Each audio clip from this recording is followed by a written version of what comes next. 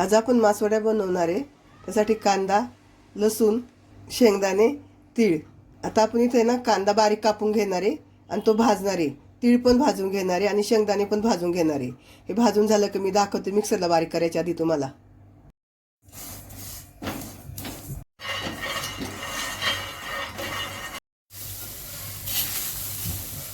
इथे भाजलेले तीळ घेतलेत, आता ते आपण मिक्सरला बारीक करून घेऊ। आपले तीळ बारीक करून झालेत। आपण शेंगदाणे भाजलेत आणि त्याची साल काढून घेतली, तर ते पण आपण मिक्सरला बारीक करून घेऊ। इथे आपले शेंगदाणे बारीक झालेत। लसूण घेतलाय, आता तो पण आपण मिक्सरला बारीक करून घेऊ। आपण लसूण पण बारीक करून घेतलाय। इथं तीळ बारीक करून घेतले, शेंगदाणे बारीक केले, लसणाची पेस्ट केली आहे आणि कांदा भाजून घेतलाय। आता त्यामध्ये आपण मसाले टाकूया। मिरची पावडर टाकली आहे, तिखटवाली टाकायची, हळद, चवीनुसार मीठ। आता हे आपण सगळं मिक्स करून घेणार आहे। त्यामध्ये आपण खोबरं घालायचं विसरलो होतो, इथं मी खोबरं किसून घेतले आणि भाजले। त्यामध्ये आपण टाकूया कोथिंबीर। आता हे आपण छान मिक्स करून घेऊ। इथं आपलं मासवडीचं सारण तयार झाले। आता आपण मासवडी बनवण्यासाठी पीठ तयार करून घेऊ। लाल मिरची पावडर, लसूण, जिरं। आता आपण मिक्सरला बारीक वाटून घेऊ। पाणी टाकून बारीक वाटणार आहे थोडंसं। कढईमध्ये तेल घेतले, त्यामध्ये आपण वाटलेली मिरची टाकूया। गॅस बारीक केलाय, परतून घेऊया छान। त्यामध्ये पाणी ओतूया। आपण मिरची वाटलेली ना मिक्सरच्या भांड्यामधूनच पाणी ओतून घेतले। त्यामध्ये हळद आणि चवीनुसार मीठ। आता त्यातून थोडं पाणी ओतते मी। आता आपण याला उकळी येऊन देऊया। पाण्याला उकळी येईपर्यंत इथे आपण बेसन पीठ घेतले, त्यामध्ये पाणी ओतू आणि कालून घ्यायचे आपल्याला मिक्स करून। एकही गुठळी होऊन द्यायची नाही, छान मिक्स करून घ्यायचे।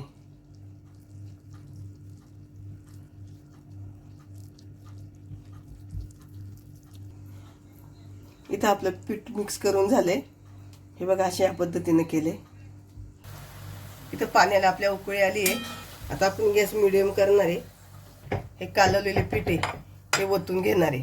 हाताने ओतायचं आणि एक हाताने असं मिक्स करायचं, म्हणजे गुठळ्या होती नाही। पीठ सुकं पीठ पेरायला जमत असेल ना घोटायला, तसं पण तुम्ही करू शकता, पण तशा गुठळ्या जास्त होतात। म्हणून असं जर कालवून घातलं ना तर गुठळ्या कमी होतात।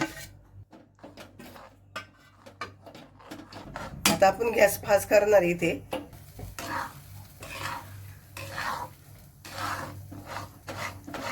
पिठाच्या गुठळ्या होऊन द्यायच्या नाही, सारखं असं मिक्स करीत राहायचं। इथं आपलं मिक्स करून झालंय, सगळ्या बाजूने असं काढून घ्यायचं मध्ये। आता याच्यावर आपल्याला झाकण ठेवायचंय, 2-3 मिनिटं झाकण ठेवायचं, परत बघायचं, मिक्स करायचं, परत ठेवायचं। असं आपल्याला आता पीठ शिजून घ्यायचे चांगलं। आपण झाकण खोलून बघूया पीठ शिजले का। इथं आपले पीठ शिजले, गोळ्या झाल्या तयार पिठाचा। त्यामध्ये भरपूर सारी कोथिंबीर टाकायची आणि मिक्स करून घ्यायचं। इथं आपलं पीठ तयार आहे। इथं पीठ आपलं तयार झाले, त्यावर आपण झाकण ठेवूया, गॅस बंद करूया आणि आता मासवडी तयार करून घेऊ। आपण बटर पेपर घेतलाय, त्यावर पाणी टाकले, त्यावर आपण शिजवलेलं पीठ घेऊया।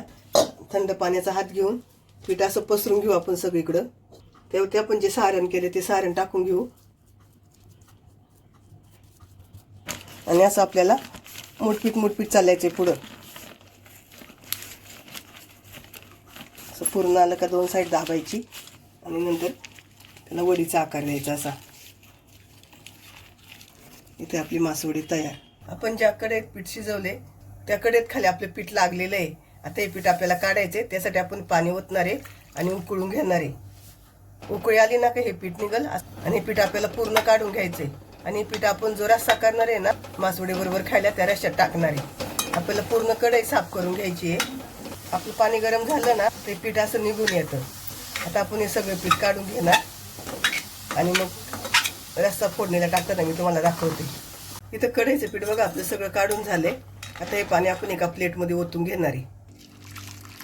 पीठ शिजवलं होतं त्याच कढईत आपण तेल घेतले, त्यामध्ये लसूण, 1 चमचा धनिया पावडर आणि आपला घरचा मसाला आहे, छान मिक्स करून घेऊ. त्यामध्ये आपण कांदा खोबऱ्याचं वाटण टाकून घेऊ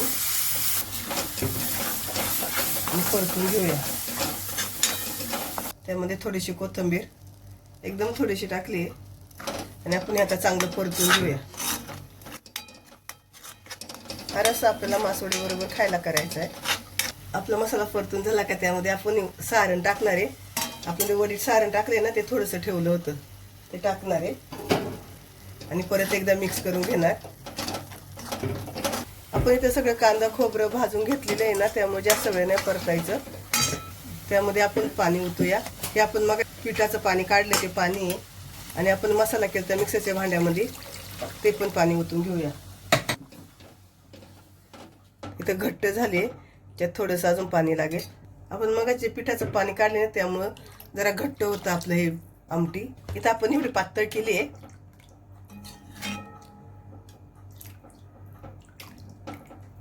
त्यामध्ये चवीनुसार मीठ टाकूया आणि आता आपल्या आमटीला उकळी येऊन देऊ आपण. उकळी आली का आपली आमटी तयार. उकळी आली आपल्या रश्श्याला. आता आपण गॅस बंद करूया. आता आपण वडी कापून घेऊया. आपली बघा मासवडी तयार झाली.